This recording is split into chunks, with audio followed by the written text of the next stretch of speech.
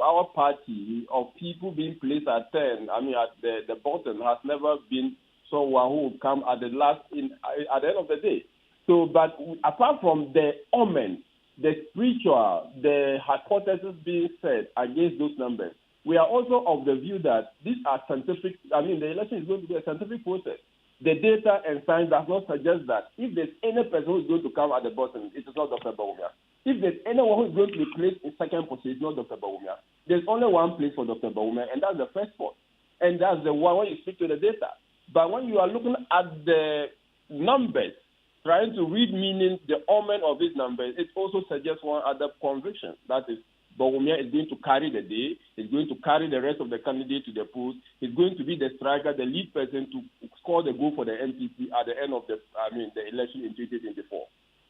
On Monday, about the same balloting, 9 of the aspirants came together, raised objections, forced the election committee to adjourn the balloting. In fact, there were suggestions that it had been boycotted. And do you feel ganged up against?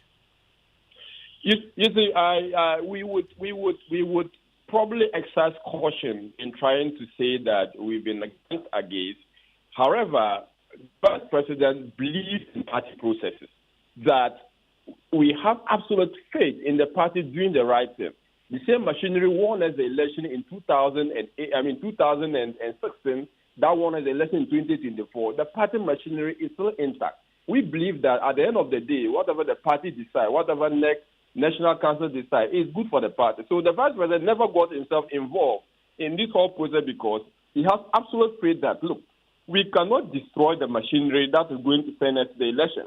The moment we begin to cast insinuation, to cast flowers on the integrity of the machinery that is going to send into the election, we will be hitting ourselves at the wrong side.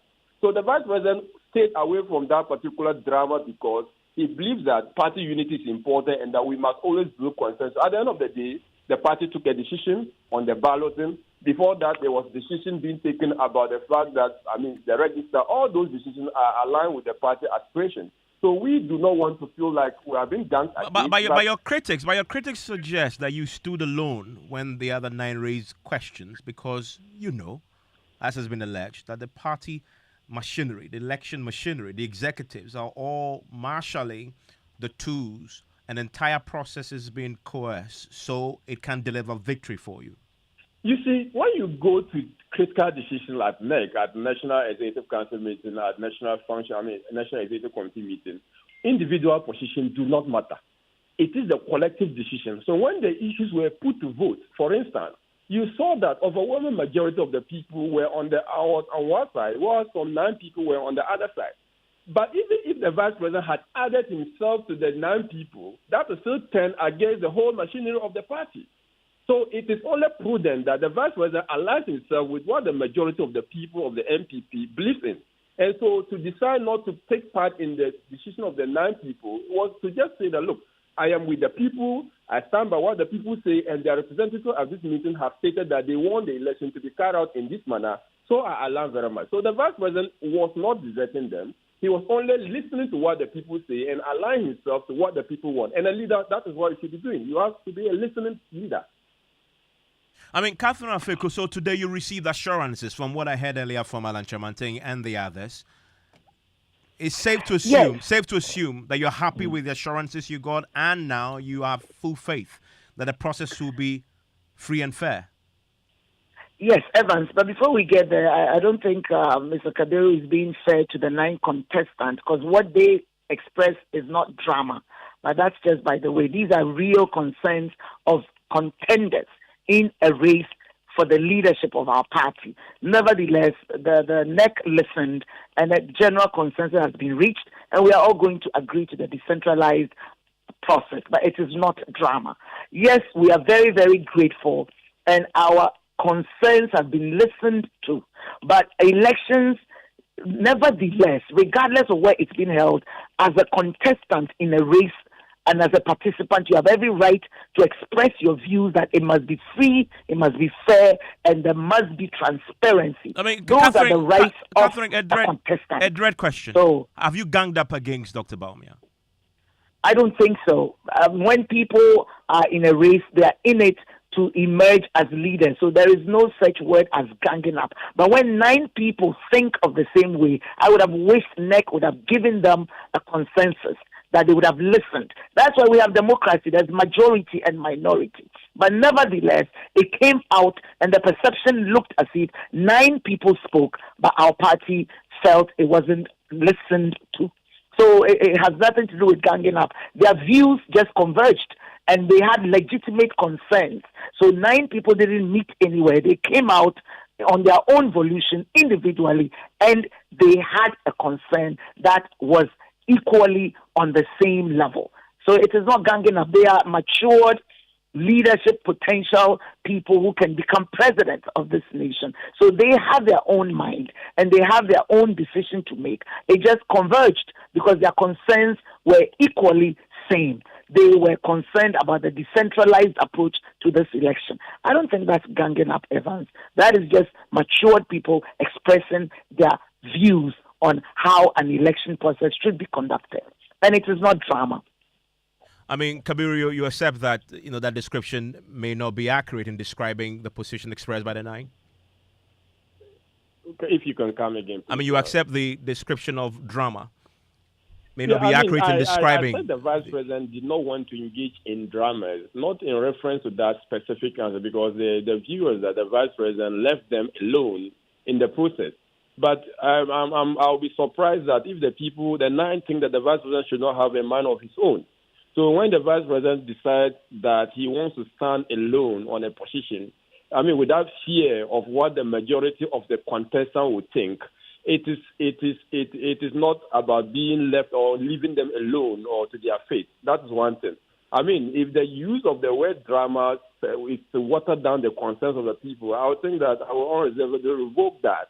But I just wanted to make the point that the vice president is a man of his own. He has his own opinion on the issue. The fact that some 9 people are standing on one side do not mean that, or doesn't mean that he should be pulled to that position.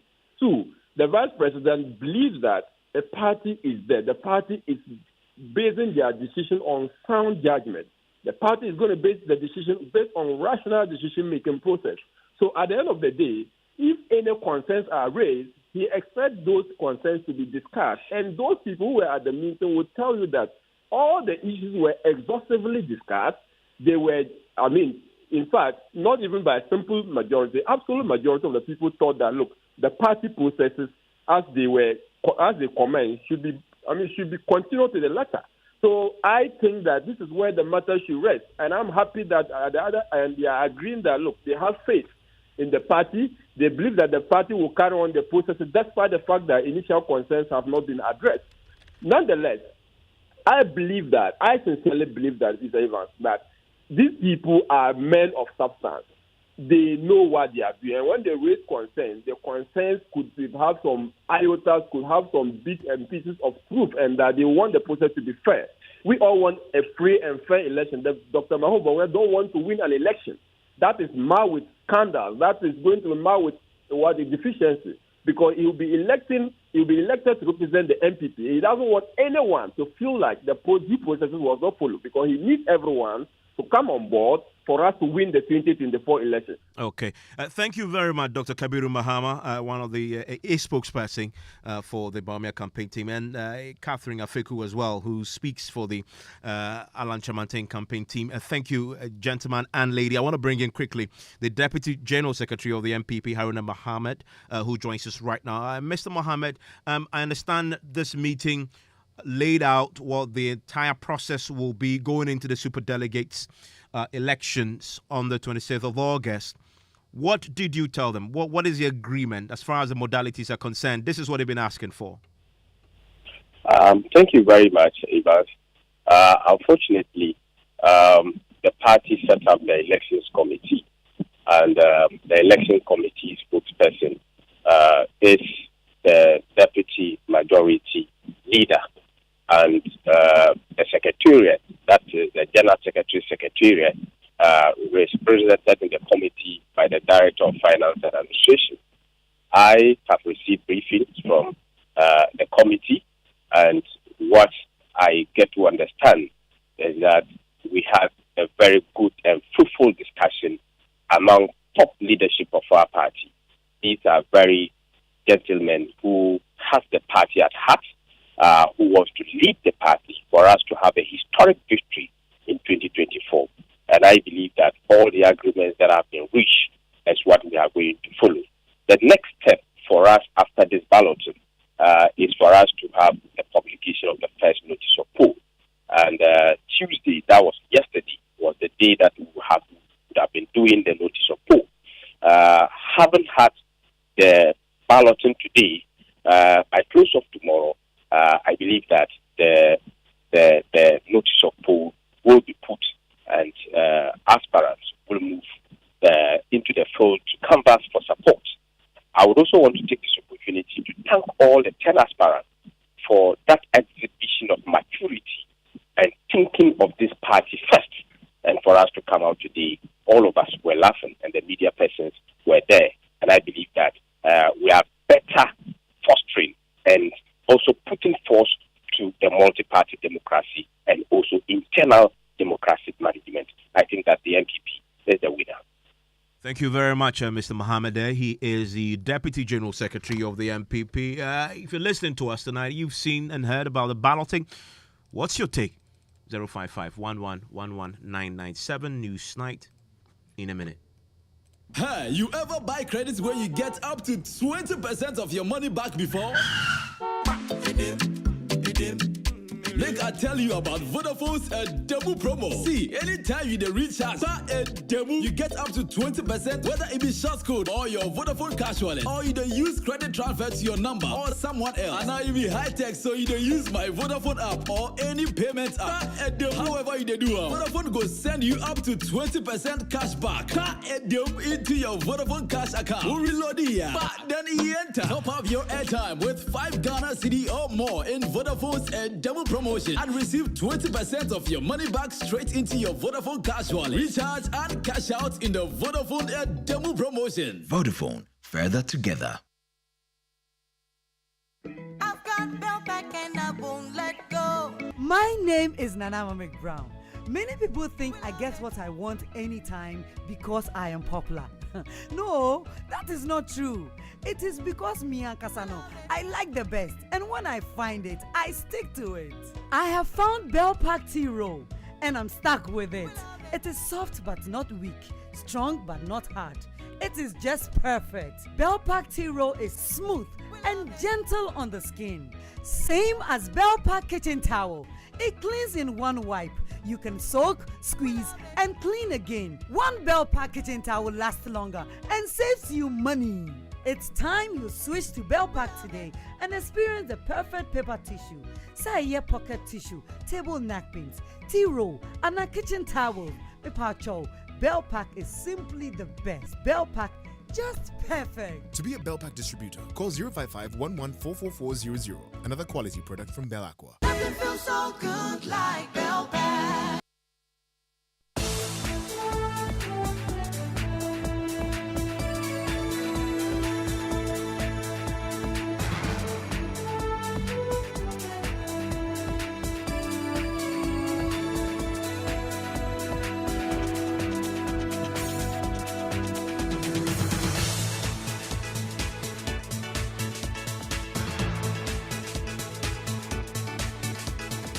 In the next 60 minutes here on News Night, Speaker of Parliament stirs controversy with the majority leader warning he may have just set a bad precedent after he stopped the House from sitting today because of an event hosted by the Church of Pentecost. I belong to the Assemblies of God. We may be setting some precedent that will be difficult to follow. We should be a bit careful so that tomorrow, if another denomination also comes, we don't create a bad precedent. The appropriate thing must be done. The unavailability of your good self at the time I informed the House is what is misleading you. So what's the Speaker wrong? We hear from some MPs. I think I agree with the Speaker. Because all the bills that we are passing, they're important, but to what end? And that is what this conference is curing. Oh, really? It's not too different from the sermons we receive in the church.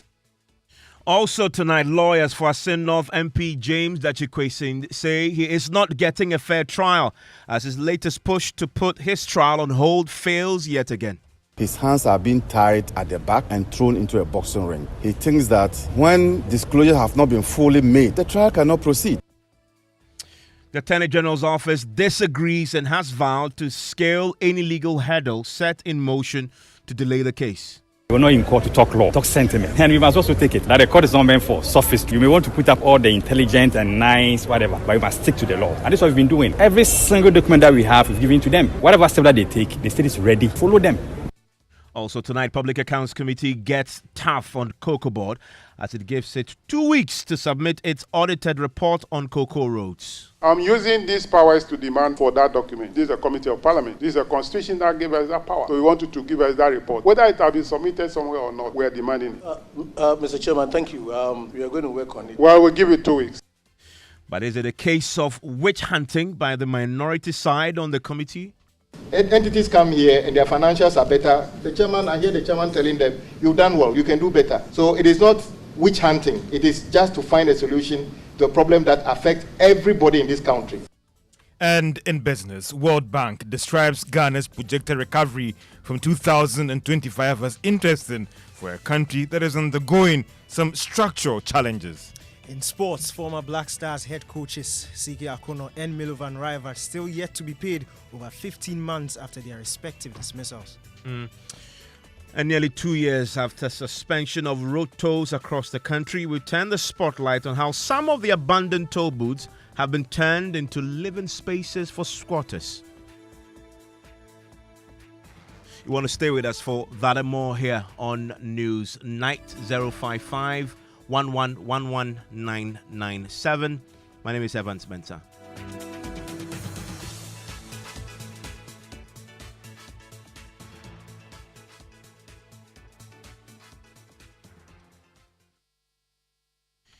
And I'm looking forward to hearing from you. I'll share your thoughts with the rest of the world pretty shortly.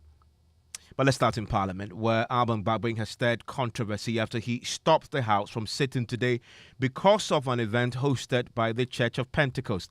Now, what was dubbed the National Development Forum was hosted by the church to discuss the issue of morality and national development. The conference held today sought to reinforce the moral fiber of the country and was attended by the Vice President, Dr. Mahmoud Bawumia, former Presidents John Mahama and John Ajikun Kufuor, as well as the Speaker himself. Now, Mr. Bagbin addressed Parliament and declared the House will not sit today because of the event.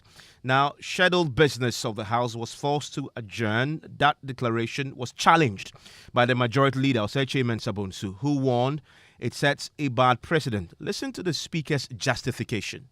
What is happening is a national event being hosted by the Church of Pentecost. It's a whole Christendom, together with governments, that have decided to hold this national forum. The Pentecost Church has a very large facility to host the participants. Participants are, I'm told, over 4,000, but they have a very good facility in the eastern region where the people will be hosted for more than 2 days. And so it's not just the Pentecost Church that is organizing the event. It's a national event being hosted by them because they have the right environment to do so. And so we should take it serious, and I expect that participation will be well attended.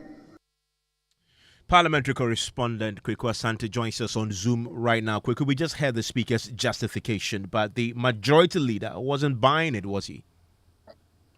In fact, he wasn't at all. He was the only one in Parliament who was actually given the opportunity to be on his feet and speak to this announcement by the Speaker of Parliament.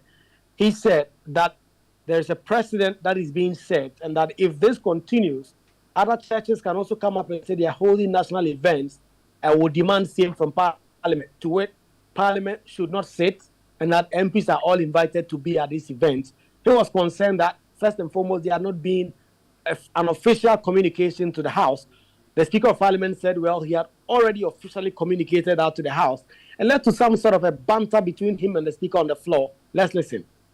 We must endeavor to participate in that national event. And my little worry is, I'm not sure there is a formal communication to this House with respect to this. And I thought that if there's no formal communication, if we're not careful, we may be setting some precedent that will be difficult to follow. Mr. Speaker, with the greatest respect, if there is... Majority Leader, there's formal communication. There's formal communication. Yes, there's formal communication. Communication to the House is through the Speaker. You know it. By the standing orders. I belong to the Assemblies of God Church, a Pentecostal church. And I'm proud to belong to the Assemblies of God Church. If something is happening within the Christendom and we are formally communicated to, I think we should positively respond. Except that this time around, the Speaker are telling us that we have a formal communication to you. I've been away for some time. I don't know whether in my absence, that communication has been given to this House. I'm just saying that we should be a bit careful so that tomorrow, if another denomination also comes notifying you, we don't create a bad precedent. Other than that, the Speaker, I have no fixation on that. I think that the appropriate thing must be done. That's all that I was responding to. So it's not about a matter of just because it's coming to from the Speaker here. No, with the greatest respect. I'm just talking about the propriety of the communication and so on. That's all that I said. But if we have to respond, the Speaker, if we have to respond as a House to it, I am minded to attend. I'm just looking at the communication, what is involved, and whether we are doing the proper thing. That's it. And whether Parliament should, on account of that, not sit. That's the issue that I'm raising. Honorable Majority Leader, the unavailability of your good self at the time I informed the House is what is misleading you. Because the importance of the event was hammered home by me. Yes, at the time I informed the House, I even mentioned the other dignitaries, the Chief Justice, the President, everybody, and the House is also invited. And so it's not just Speaker or leaders. I also call on members to take notice of it and to participate in the proceedings. So I have done that. It's just that you were not present. Quickly, so what business was affected by this directive by the Speaker in the House today? There were mainly questions about 15, I think 12 of them actually, standing in the name of mainly NDC MPs, questions to the Lands and Natural Resources Minister, questions to the Sanitation Minister. Today we were expecting that the replacement for Cecilia Dapa would have been in the House to answer questions. That did not happen. So these two main business to questions to the Lands and Natural Resources Minister as well as to the Sanitation Minister all have been deferred. There were a number of bills as well that have all now not been done. The UNESCO bill, the Wildlife Authority bill, all now in limbo now. What is crucial, Evans, now is that you are aware that in the last week or two, Parliament has not had to do any meaningful business because of the issue of quorum and what have you. And Parliament is expected to go on break next week. It means that they have a pile of workload that they have to work on. And the majority leader, rightly so concerned, because as leader of government business, it is his duty to shepherd through some of this key government business before Parliament goes on break next week, the 3rd of August. But with all this not out of the way, the House still did not sit today, meaning the House would have to find another appropriate day to deal with these key businesses, which have all been rescheduled, or that they would have to be done when Parliament resumes from their break somewhere in October. But the Public Accounts Committee, they did sit today nonetheless, did they not? Yes, they did say it. In fact, I tried to run some checks with the Public Accounts Committee leadership, and they have been telling me that they've written to institutions already, asking them to come before the committee to answer questions on the Auditor General's report. So it was going to be very difficult for them to move the hearing at another date on the account of the Speaker's directive that the House should not sit. And because of that, they did hear from a number of state institutions, Cocoa Board, and a host of other public institutions, all of them coming before the committee to provide answers to infractions and irregularities that were recorded in the Auditor General's report. Riku, thank you very much. Well, some MPs complied with the Speaker's admonition for them to attend the Pentecost event. My colleague, Carlos Caloni, was at the Pentecost event and joins us in the studio right now. Do we have any clarity, Carlos, on how many MPs complied with the Speaker's admonition and indeed attended the Pentecost event? Yes, Evans, indeed. I saw a number of MPs, including the majority leader, Oseche Mensah Bonsu. And John, himself, he was there? Yeah, he was there. Okay. As well as John and Tim Fojo, MP for Asin South, among a host of others. And in fact, my checks from the organizers of the conference, that is the Pentecost Church, actually show that there were about 100 MPs at the conference. And this is MP for Oforikrom, Dr. Emmanuel Mafu, actually confirming that to me. Well, I think I've seen about 100 members of parliament here. And this is an excellent program. I think this is far more important than the business that we were going to do today. You see, members of parliament are representatives of the people, and at the end of the day, whatever we are discussing there, if it is not influenced by a certain kind of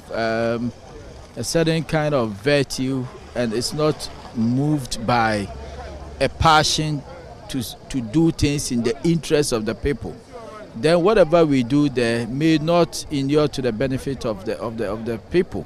And so gathering and motivating ourselves and, as it were, reminding ourselves of the importance of, upholding the moral values, the integrity that is required of us as representatives of the people. For me, it's a priceless thing. And Carlos, so what is their position on the majority leader's concern that stopping Parliament from sitting to attend the Pentecost event sets a bad precedent? So the MPs I spoke to vehemently disagreed with the majority leader's opinion. To them, this was an important national event that would go a long way to first shape the conscience of the MPs and also to help them provide quality leadership and make good decisions for their people, the people they represent. So we can listen to what they've been telling me. If there's anything that was to hold on for this event to take place, it is worth it, because including Parliament, if Parliament has suspended for about 4 hours, just give way for this to happen. That is what we need. Because all the bills that we are passing, they're important, but to what end? And that is what this conference is curing. I am sure when we get back, we are not going to delay in the passing of those bills, because some of these bills are lagging behind because we haven't been oriented so well, because of the mindset, because we are thinking too much politics. I think I agree with the Speaker of Parliament when yesterday he declared that there will be no sitting today. It literally means it's a national event. So the Speaker is not wrong by suspending sitting today to make sure that every member of Parliament makes way to Gomuafete to be part of the discussion. Okay. Do you think this has really shaped your thinking about how you're going to conduct your parliamentary duties going forward? Oh, really? It's not too different from the sermons we receive in the churches. I'm a Christian myself.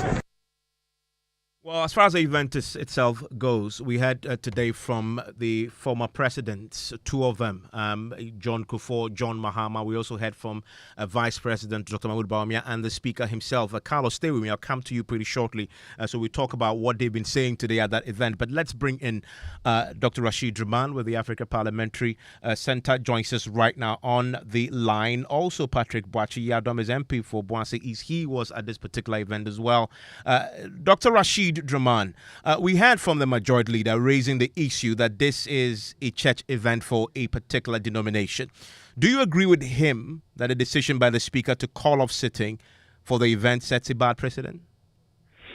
Evans, I think that that is where the issue of maybe getting our rules very clear, to provide clarity at all times in terms of how things are managed, in Parliament as well as in other aspects of our life as a country, it's important. I don't think there is anything in the rules that prevents the speaker from doing what he did. But at the same time, this is also a novelty because particularly a church event, and there are Muslims in Parliament, and so it raises some questions. But as to whether any rule or kind of procedure is broken, I'm not too sure about that. Maybe, from what I've heard from some of the MPs that your colleagues have spoken to, if there's anything that is lacking in the leadership of our country, is the issue of integrity and the moral compass. So maybe if this is going to help our parliamentarians get reoriented, perhaps it's an important event. Participation hopefully will get them reoriented and God-fearing, so that when they come, they can do the business of our country in the way that it ought to be done. Patrick Boachi-Yadom, MP for Obuasi, you were there, and then we heard from the majority leader suggesting, in fact, stating that it may set a bad precedent because somebody else, another denomination, will come, ask for Parliament to attend a particular event of theirs, and then that precedent will then mean you will have to consider calling off sitting. What do you make of his concern? Evans, thank you. For me, a majority leader was absent in the country a couple of days or weeks prior to this event. So I'm sure he was not apprised with the importance of the conference and the theme for the conference. When you ask me as an individual, I had 2 Pentecost pastors inviting me for the program in my constituency before the official invitation to the institution of Parliament. So if you look at the theme for the conference, moral vision and national development, I think it's of national nature and the theme is of interest to every Ghanaian, not only politicians, because every Ghanaian is a leader of some sort.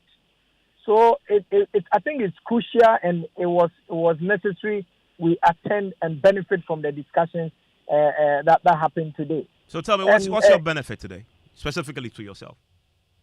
For me, like Asepa Boss said, what is lacking in social fabric at the moment now is the issue of honesty. So when you have a team like moral vision and national interest and national development, it only reminds every Ghanaian, especially politicians, our chiefs, our clergy, and almost everybody that our sense of patriotism and nationalism is fast eroding, and we need to go back and pick those virtues to be able to rebuild our nation. Are you suggesting that after today? It's an important conference. Okay, and so for you today, you're going to go back and revive your commitment to integrity, morality, etc., in doing your work as an MP? Exactly. And it should show in my decision making and in my actions and the programs that I do in my constituency for people to also get on board. You lacked those virtues before today? I'm not saying so. But we need to demonstrate it in every sphere of our life. Not only in the political life, in our family life, in your small family, in your small group, in the small society you find yourself, we need to demonstrate it for people to see. Thank you very much. That's the Obuasi East MP, Patrick Boache Yadomele. Had Dr. Rashid Draman with the Africa Parliamentary Centre. Listen, the MPs, they represent you.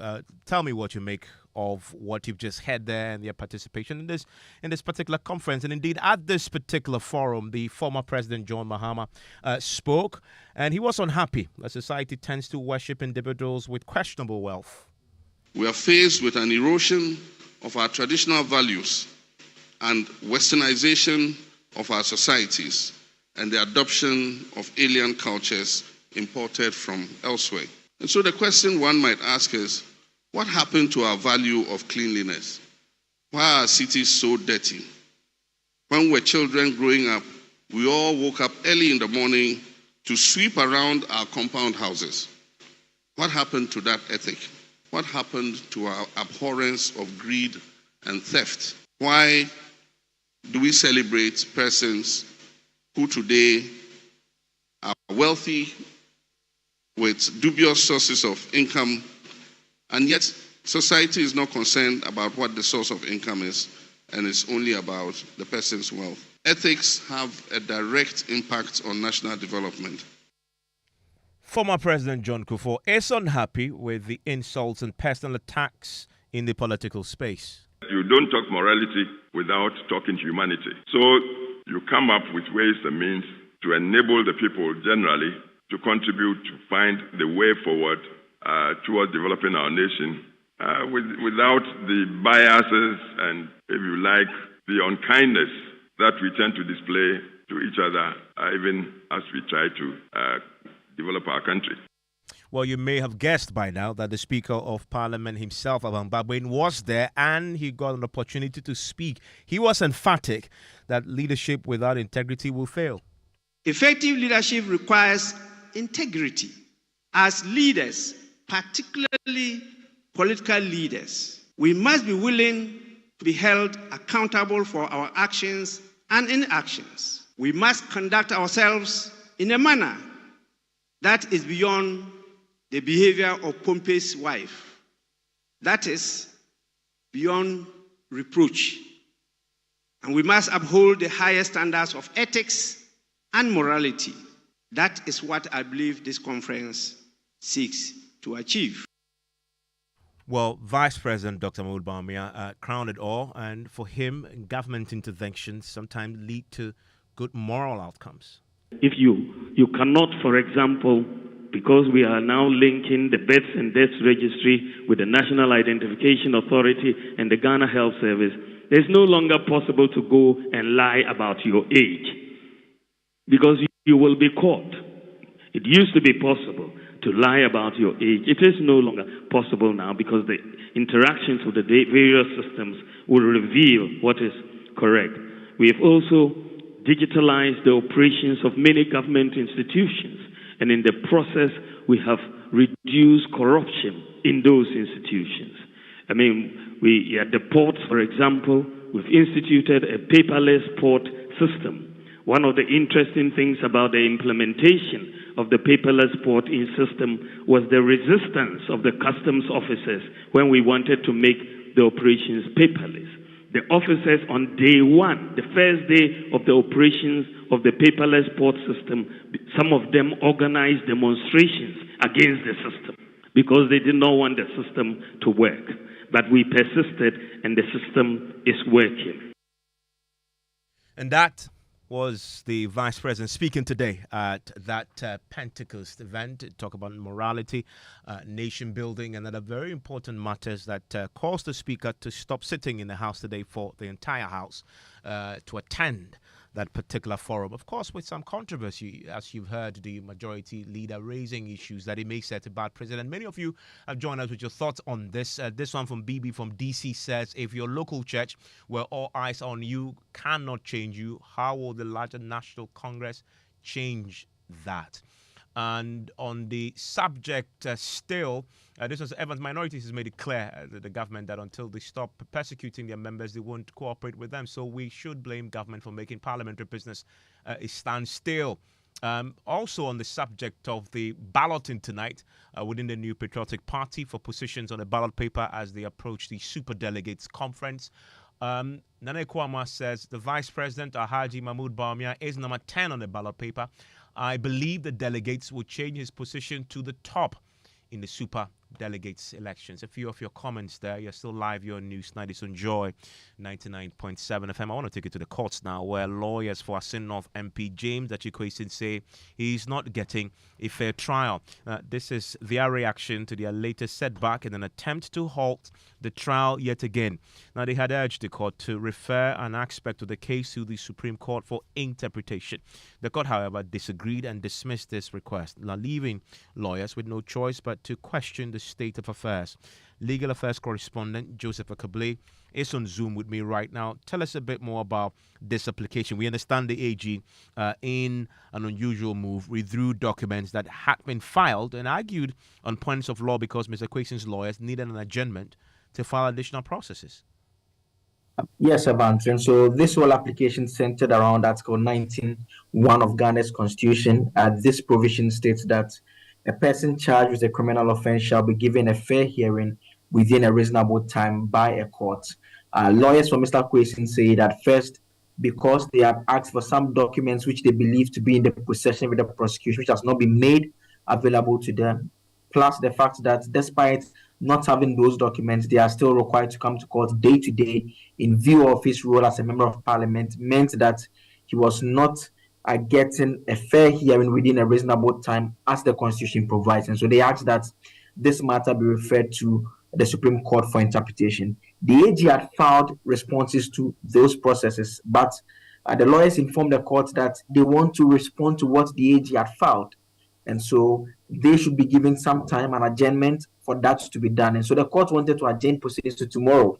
But the Attorney General's office took the view that, well, if you want to adjourn proceedings to tomorrow to file process for us to come back and argue, then we are going to simply withdraw what we have filed, in which case it means you don't have to respond to it. Then all what will be left within the court is what you have filed. Then we'll respond purely on point of law. And the AG then proceeded to argue out that this constitutional provision is simply clear and does not require any interpretation. The court agreed with this view, and the NDC's Director of Legal, Abraham Amaliba, says they are simply not getting a fair trial.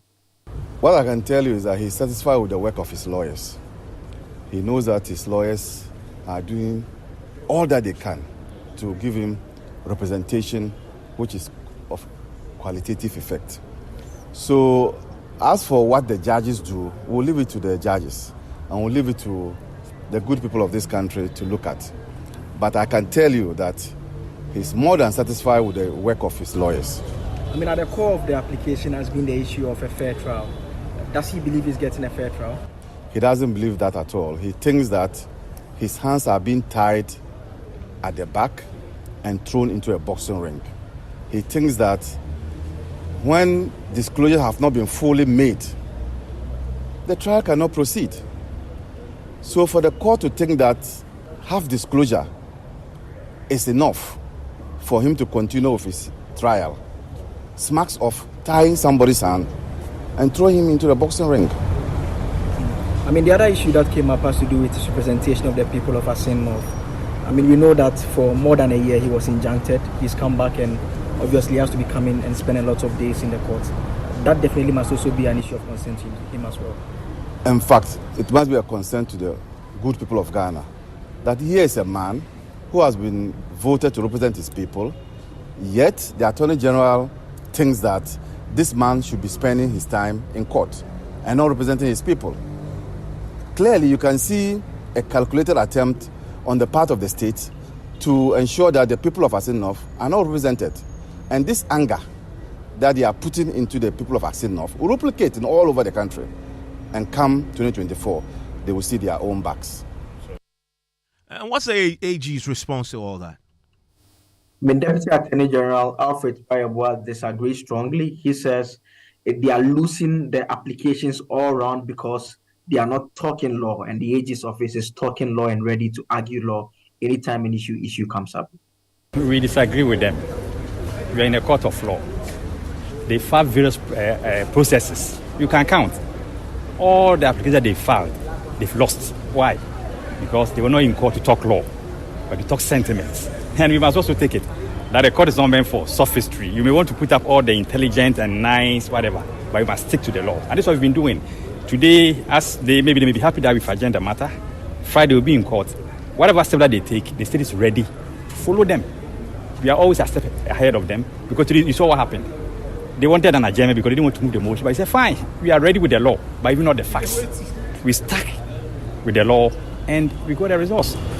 I mean, the issue about his representation of the people of Asin North, I mean, is that not something that the state could potentially concede to? They make the point that having him come every day will simply mean that he can't do any work in Parliament. But it's not the fact that he comes every day. This week, Monday, were we here? No. Yesterday, were we here? No. It's only today. Tomorrow, no. So it means that even this week, only 2 days. So if anybody thinks that his time has been taken away from because he's not able to go to Parliament, that's not true. Because for this week, he's been here twice. He's been here once, and Friday will be the second time. I mean, on the issue of disclosure, I mean, what explanation can the state offer on this? They seem to make the point that they don't have the full complement that they are supposed to give them. We have given them every bit. Every single document that we have is given to them. To the extent that they come into our office to even inspect the original file. They came to the office, give the document to them, you inspect everything, whatever that you need, photocopies and take them away. So there's nothing again to disclose. Unless if they have some document they want to tell us they have, they should give them to us. Otherwise, we don't understand why they keep talking about disclosures. It's what you have that you disclose. If you don't have, you disclose. No.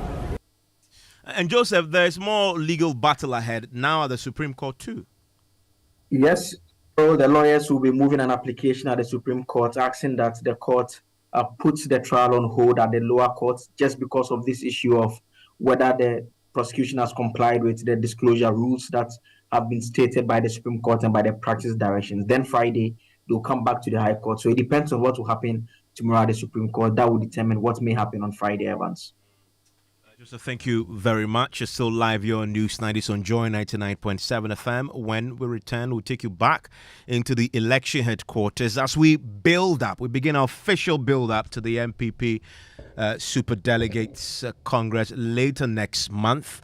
And then the Public Accounts Committee gets tough on Cocoa Board as it gives its 2 weeks to submit its audited report on Cocoa Roads. George Yafe is here with business. Hello, George. Hi, Evans, and one of the happiest people on earth right now, right? Well, coming up in business, World Bank describes Ghana's projected recovery from 2025 as interesting for a country undergoing debt restructuring and facing some structural challenges. And the IMF is projecting the country's end-of-year inflation will hit 29.4%, but growth will pick up strongly from next year.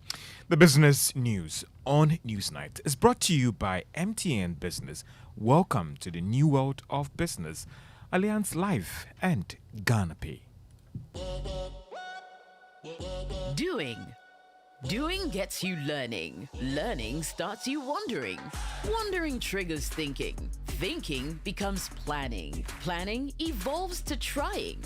After trying, you're succeeding, winning, owning. Now, doing that starts with outdoing your limits. Outdo them all with MTN. So, what are we doing today?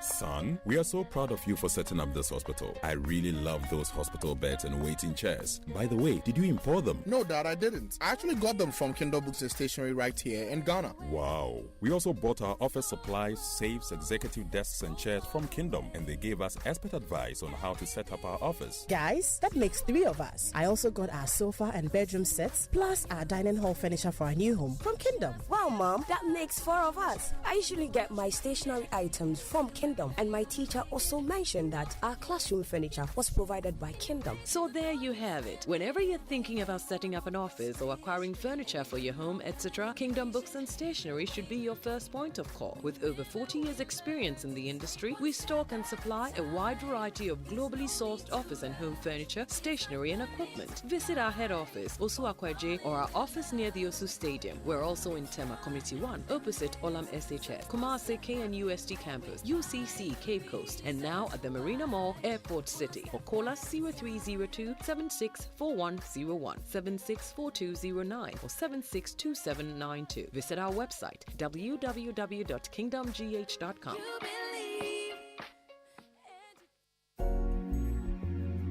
Flamingo paint has superior properties than any other paint brand on the market? Listen, when you take one bucket of Flamingo paint, it's equal to several buckets of any paint brand on the market. So, Flamingo has superior hiding properties, superior coverage, it means it covers, and superior durability. Flamingo paint, superior hiding. Flamingo paint, superior coverage. Flamingo paint, superior durability. Flamingo paint, simply superior.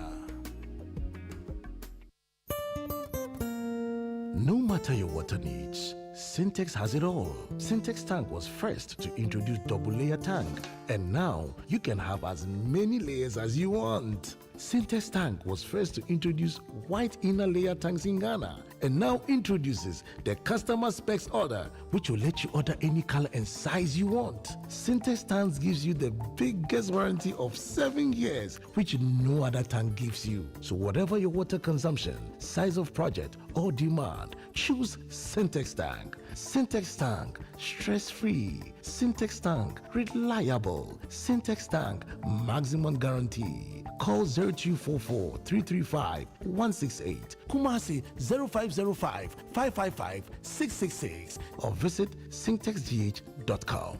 Syntex tank, a strong, a tough.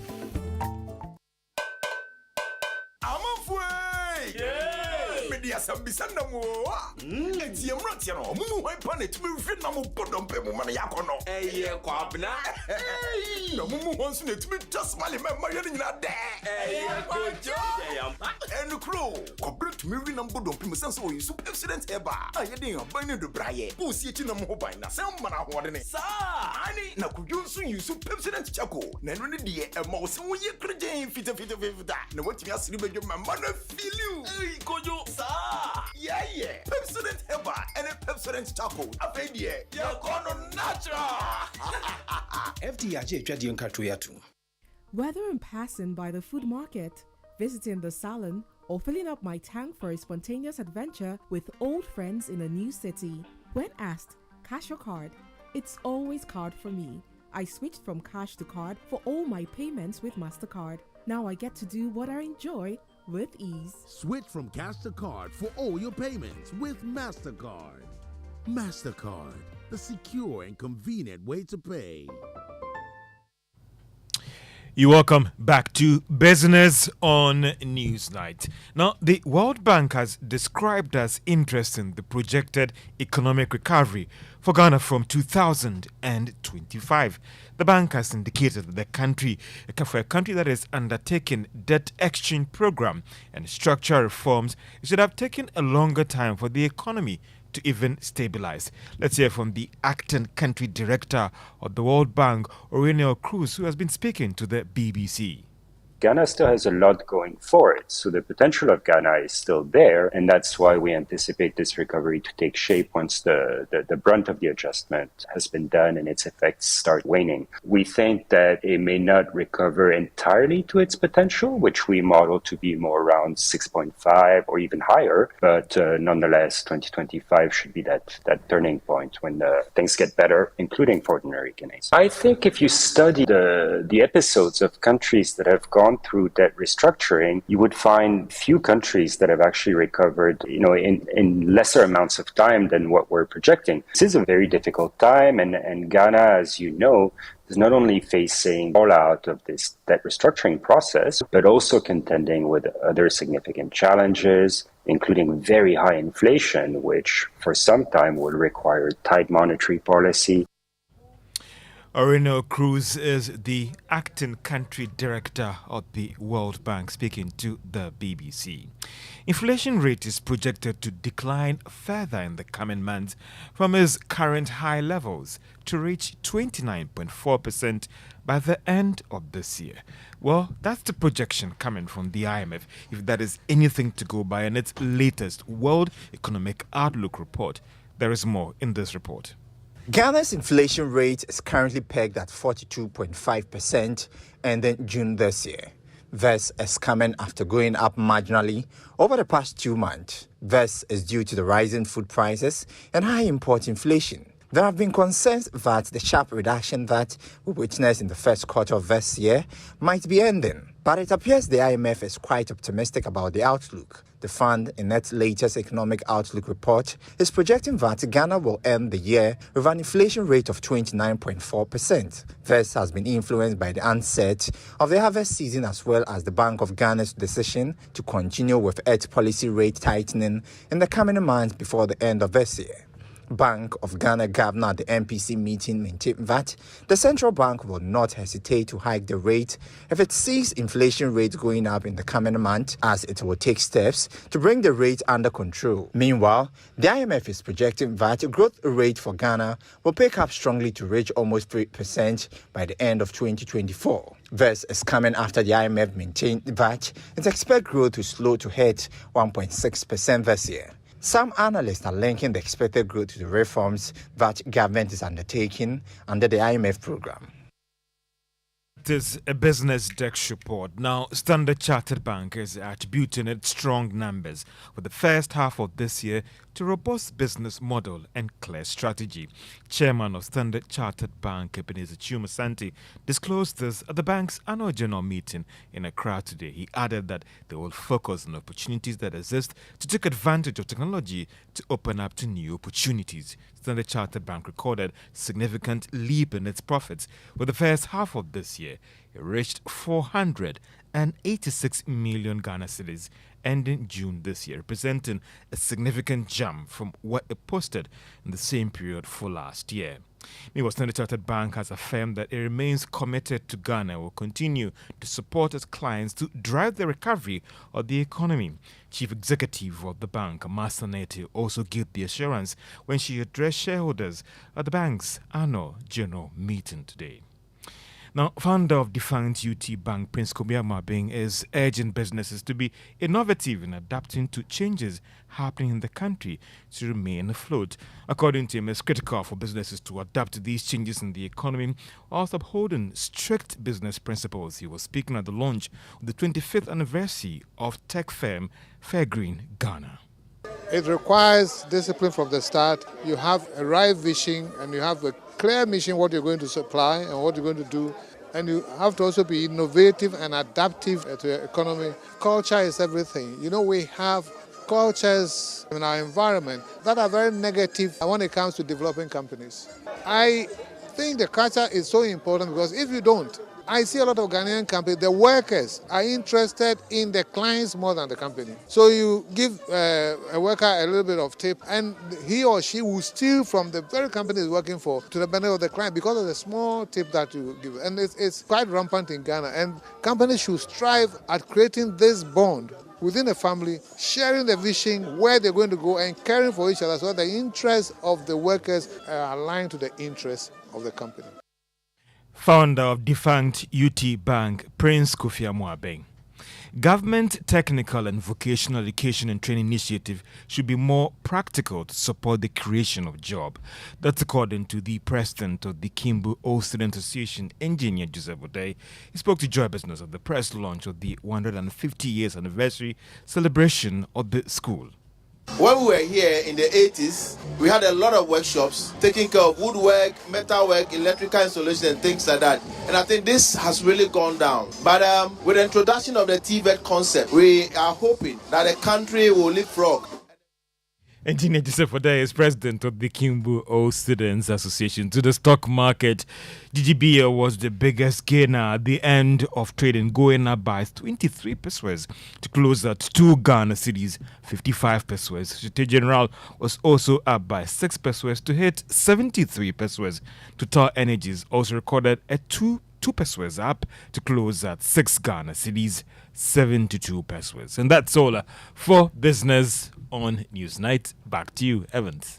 George, thank you very much. And a few messages on our WhatsApp console I want to share with the rest of the world, and it includes that of Citizen Amponsa, who says, I believe we should look at the positive side of the National Development Conference at the Pentecost Convention Center rather than the procedural challenges of the parliamentary attendance, at least for once.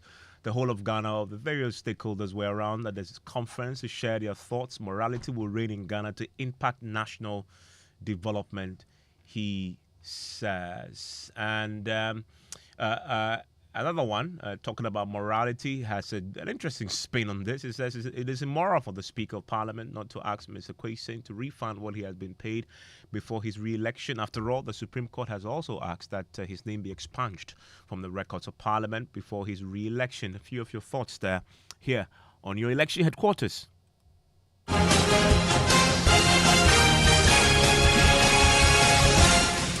And we begin our build-up to the MPP's August 26th Super Delegates Conference. Now, former General Secretary of the MPP, Kwabena Ejipon, says the party stands a better chance of winning the 2024 polls if it presents a fresh face. He will be on the ballot with 9 others, but believes he stands tall and has worked hard to earn the enviable slot of flag bearer of the governing New Patriotic Party. Joseph Akable of our political desk has a first in a series of reports we'll be doing on all 10 aspirants.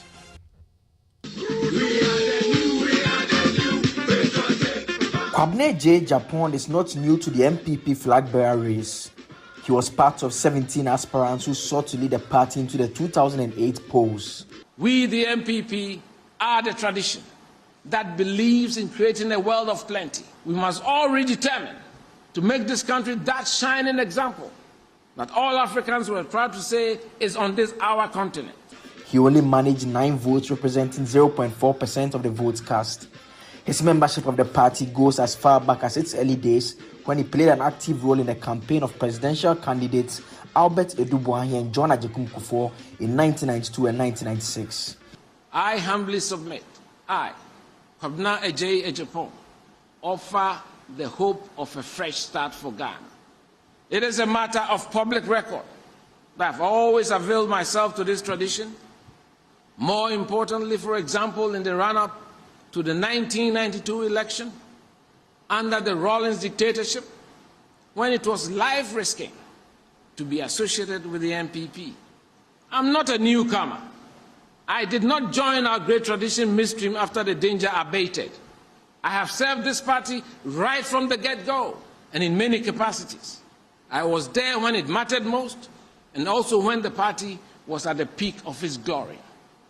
I gathered valuable experience doing so, sitting at the feet of some of the revered leaders of our tradition, the likes of the Venerable B.J. Darocha, Stephen Kreku, Peter Alajete, Albert Edubuahi, T.D. Brodiments, R.R. Amponsa, Kwame Donkofojo, Alhaji Bin Sali, Roland Al-Hassan, Johnny Selby. When the party won power in 2000, he became President John Agyekum Kufuor's press secretary. This journey has not always been smooth.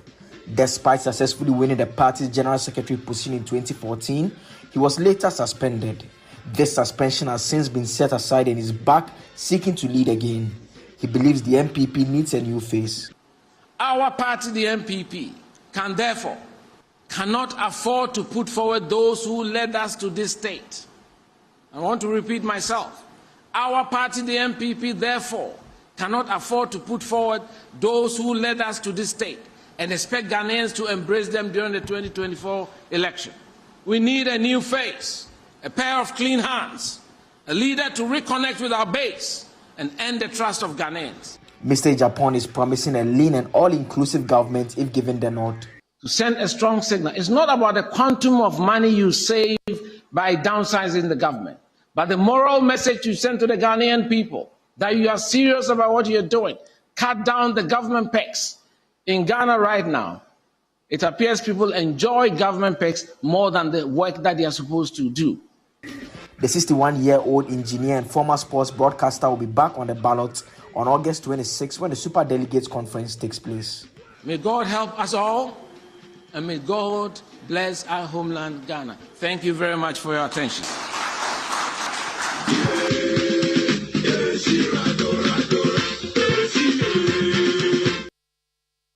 And then there's the energy consultant, Kojopoku, who says a flag bearership slot should not be considered as one for the elderly or those who have risen through the ranks. Samuel Mbura has that report. Kojopoku, an energy expert with over 25 years of working experience, is a relatively unknown figure when it comes to his political activism in the MPP. Despite being new to politics, he has now decided to contest the presidential elections. What has influenced his decision to do so, considering it is his first political contest? My submission of this form to the party is a signal to all the youth in this country that yes, you can do it. When I started this process, I was told that, well, he can pick a form. Oh, when he go, they won't give him the form. Then I picked the form. Oh, he can't file. Today, inshallah, we have filed. At 49 years old, Kojo Poku believes that the race for the flag bearer position in the MPP should not be seen as the exclusive domain of long-serving party members, but rather as a contestation of ideas and vision. It is not about having to have a gray hair and then try and look for Yomo. It is not about not going through the ranks. Yes, everybody has to do their bit in their own form. The Akufo-Addo government has faced accusations of economic mismanagement, which led to seeking assistance from the IMF. Kojo Poku, however, asserts that his administration will implement strategies to save money from the energy sector, aiming to transform Ghana's economy positively. Today we are in IMF. We came out in 2018. 3 years or 5 years later, we are back in IMF. Why? Because we don't save money. We need to save money. You want to stay here with us on your election headquarters. You get exclusive content as we build up to the MPP Super Delegates Conference. Let's do some, I nearly said politics, but I realized that there's Daniel Cranton in the studio who is far away from politics with sports. Hello, Daniel.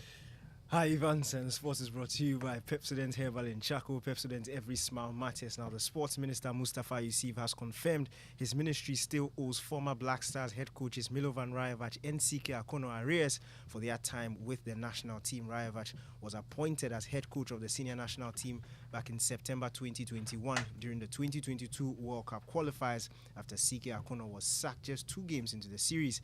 The Serbian was eventually sacked after supervising Ghana's worst ever showing at the Nations Cup, finishing bottom of the group, failing to win a single game. Mustafa Yusuf has admitted there's still an amount owed despite making an initial payment to both men. We have not paid, we still owe Milovan. All of CK Akono and Milovan, once their contract was terminated, we sat with them, negotiated their exit, and CK was paid $100,000 immediately after the negotiation, just as Milovan as well. We still owe both of them, and we are in the process. We have payment schedule, of which I will admit we have not been followed the payment schedule because of constraints of funds. But as and when we get funds, we'll be paying the 2 coaches. Both of them have written to the FA threatening to go to court. We have appealed to them that we are committed in making sure that we settle whatever that we have agreed with them. But both of them have received, just as CK and both of them have received $100,000. For the information, I want to clear the air. We have not finished paying Milovan, the one we know Milo. We have not finished paying him.